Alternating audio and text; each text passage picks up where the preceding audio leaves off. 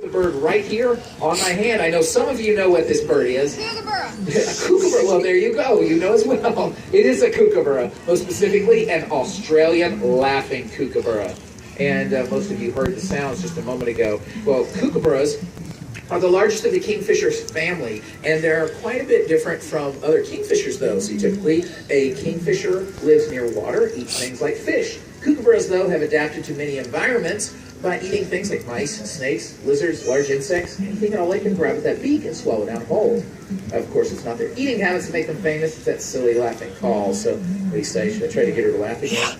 All right, you ready?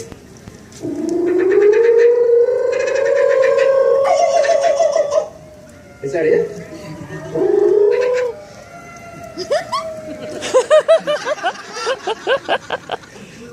I'm not sure what that would be.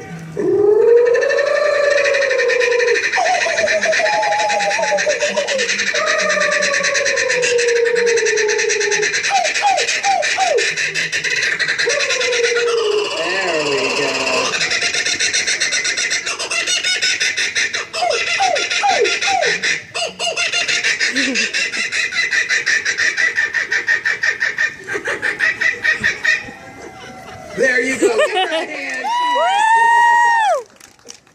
That wasn't bad. And it's rather interesting on days like this, quite often she'll be quiet. You have to understand that most of the birds in weather like this will be hiding from the rain. I mean, take a look around. What's the only animal you see out in weather like this? Us. You're right. Humans. So what is the intelligent species? Makes you wonder sometimes. Yeah. She did do a great job. But what do you think? Should we try to make this exciting and fly some birds? Yeah. I believe so. Master Aiden, would you step out here and retrieve Sheila for me? By the way, I didn't mention our kookaburra's name is Sheila. So there you go. We'll let you pop her right back into her chamber or her box. And we'll get started. Now, the first bird I'd like to fly... Well, let me back up, first of all, and say welcome to the second show we have ever done on the brand new stage. What do you think of the stage so far? It's rather impressive, isn't it? Well, ultimately, as the weekends go on, we are intending to open it up to where you can walk through the muse. It's going to be a walk-through muse and display, a falconry museum, if you will, and for donations to help raise money to, well, pay for things like this stage. And that's what we're going to do, so you can get a little bit deeper look into falconry. The art and sport span more than 5,000 years. So that's the ultimate goal. So in a weekend or two, we hope to have that fully operational, so it gives you a reason to come back and see us. Yeah. But also, it's a big thank you to all of our supporters over the years, because we were able to build this stage with the donations and support from doing our presentations. But again, I do have several birds to fly for you. Now, the first one, it's a seasoned professional. It happens to be a Harris hawk. And our Harris hawk's name is Jinx. Now, Harris hawks are found in the southwestern deserts of the United States, or the New World, if you will. And they are rather unique because they live in family groups called castes and even hunt as a team. Several of them may get on the ground if flesh prey is open, while others wait high above to ambush that prey. It's my pleasure to introduce everyone to our Harris hawk, Jinx. Come on out here, Jinx. Hup. Right here, buddy. Hup. There he is. You can welcome Jinx. Give him a hand. He needs a little encouragement. The birds are all sitting inside in the dry, puffed up with their feet up, so can't say I blame them. Now, he is indeed a Harris hawk. As such, he is a typical raptor. What that means is that he has physical features that make him different from other predatory birds. You see, something else, like the kookaburra, for example, uses its beak to catch its prey. Raptors, however, use their feet. On the end of his toes are claws that we call talons. Those are his weapons. He will use his feet to grab on and hold on to exceptionally large animals. And even though this bird only weighs about 1.5 pounds, he is quite capable of catching something as large as an 8 or 9 pound jackrabbit for dinner. Well, that is impressive considering his size. However, if you were to capture something that large, it would be too heavy to fly away with, and certainly too big to swallow whole.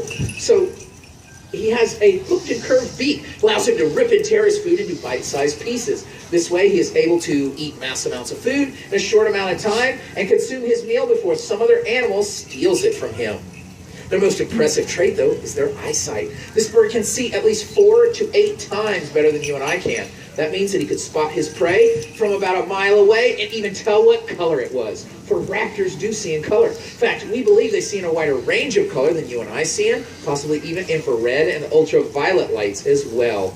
And all of these traits let them do one thing incredibly well, that is hunt.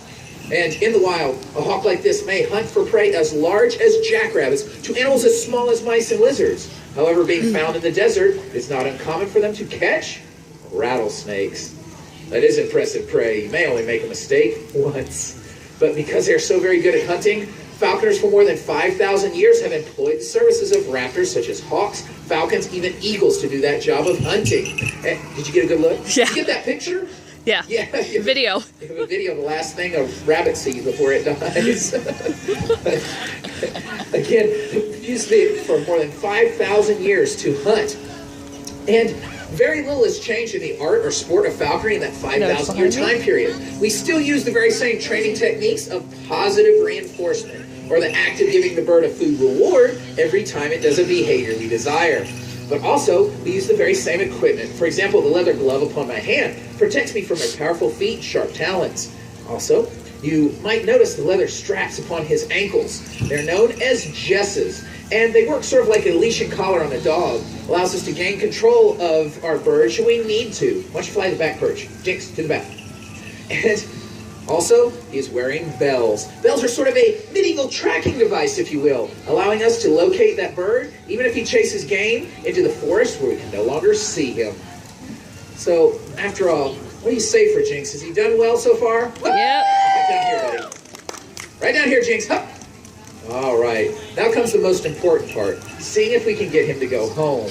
And we're trying a new behavior. I want to see if we can get him to fly from that back perch all the way into his door.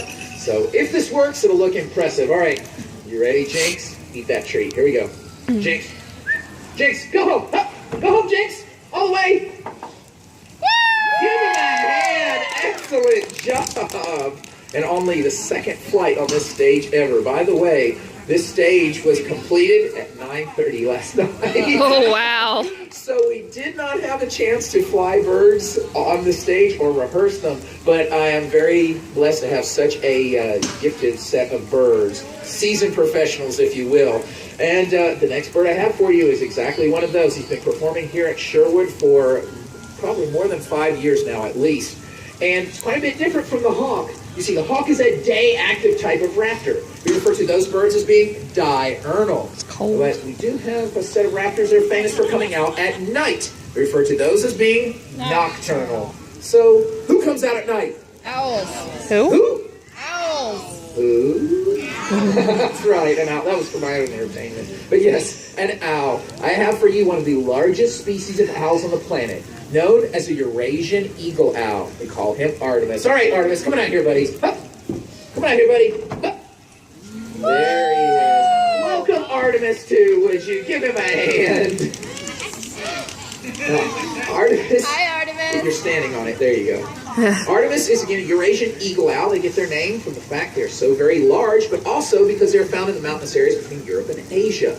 And owls have traits that make them very different from the day-active predators. For starters, you might notice those gigantic orange eyes. His eyes are about the same size as yours and mine, but he can dilate them much more than we can dilate ours, meaning he can see as much as 100 times better than we can at night.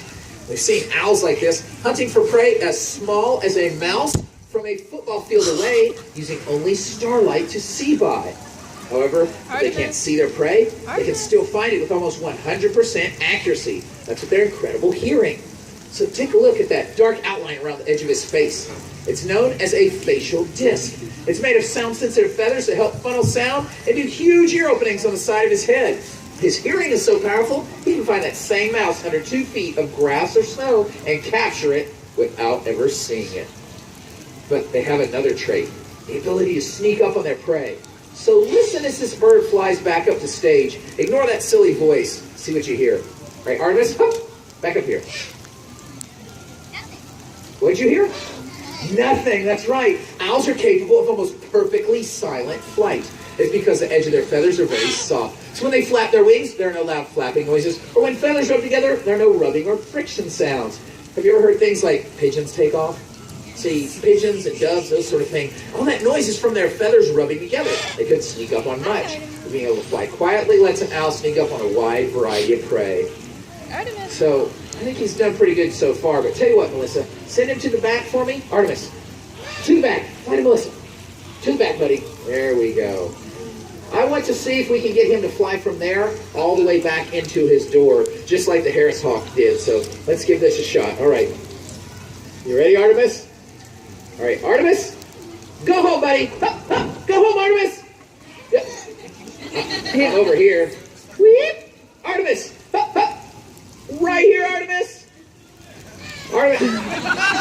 It's not like he just said, man, too. Weep. Hup. Go home. And Artemis the eagle howl. Great job.